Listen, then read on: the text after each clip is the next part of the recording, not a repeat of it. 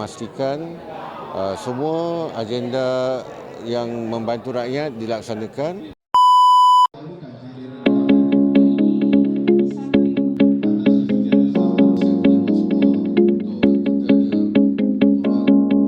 Program pagi ini adalah perhimpunan pentadbiran Majlis Pengandaran Alor Gajah.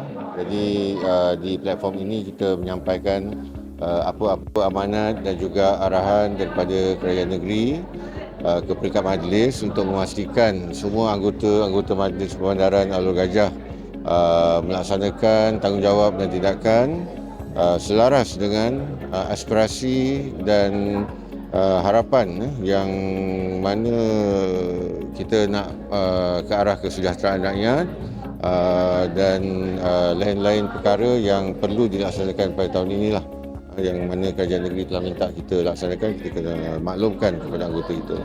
Jadi majlis juga telah melancarkan pelan strategik MPAG sehingga tahun 2026 hingga 2030.